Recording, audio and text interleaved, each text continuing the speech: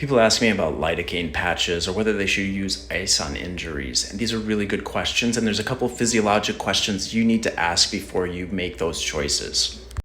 Hey, I'm John Ryback. I'm the medical director and an acupuncturist here at the Wellbridge Clinic. And we're a clinic that specializes in acupuncture and we speak science.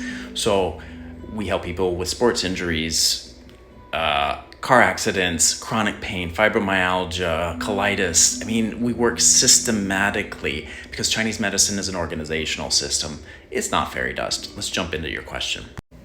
Okay, lidocaine patches and ice. First off, let's approach lidocaine patches. Lidocaine, Novocaine, lidocaine, sound familiar? Okay, whenever you're going to an acupuncturist, you want to make sure to know the difference between what an acupuncturist does and what other medical practitioners do, like what gabapentin does. One, acupuncture works on creating a physiologic change. The alternative is magical thinking, and that is the act of using, say, lidocaine as hitting the mute button. And lidocaine is like Novocaine. Been to the dentist and they hit you with Novocaine?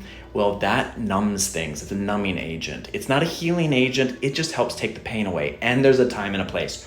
Don't get me wrong. There's a time and a place to use this stuff. But at the end of the day, I want you to understand that there's a little camphor and menthol usually in the lidocaine patches. That's nice, and that helps increase circulation and it's cooling. But what I really want you to know is lidocaine is just numbing, and it's not actually creating a change. It's like hitting the mute button when you're seeing a show or a commercial that you don't like and not changing the channel. The garbage is still on the tube, or in this case, shoulder pain, neck pain, hip pain, whatever it might be. Lidocaine patches, boo. Second one, another big one that we hear about at our acupuncture clinic here in Portland, Oregon, is ice. Should you use ice? Yes, but let's talk about what ice does. Ice is meant for after an injury for about 24 hours or an exacerbation of symptoms through activity. So if you're have a really intense athletic event or exertion of some sort, that's when you use ice because it will reduce inflammation. But in doing so, it's also reducing blood flow, nerve circulation, because it is reducing. It's cold, it's contracting. In Chinese medicine, we have a saying that ice is for dead people. Yes, that's right. Ice is for dead people. So what that means is let's think about this logically. Ice will reduce blood and nerve circulation. If you have less blood and nerve circulation to an area of injury, will it enhance cellular regeneration? Will it enhance cellular processes that engender healing? No, it won't. Now, will it?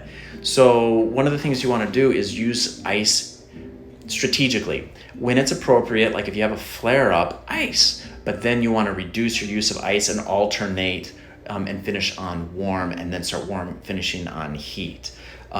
Typically, particularly in our climate, when it's not crazy hot here in the Pacific Northwest, it's a cold damp. So heat is actually a very much more preferred way to heal. So use those two strategically.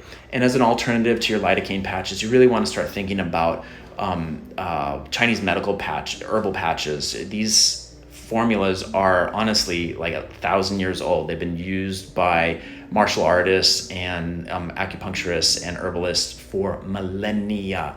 And fortunately, we have modern pharmacology that can explain what the pharmacologic principles are. So here at the clinic, we have the ones that we prescribe, but you can see them all over the place. Message us, find out which ones that we would recommend, because there's a bunch of garbage out there. Tiger Balm's great, but it's just capsicum. It's just heated oil with camphor and menthol. Just a couple foods for thought. John Ryback here at the Wellbridge Clinic.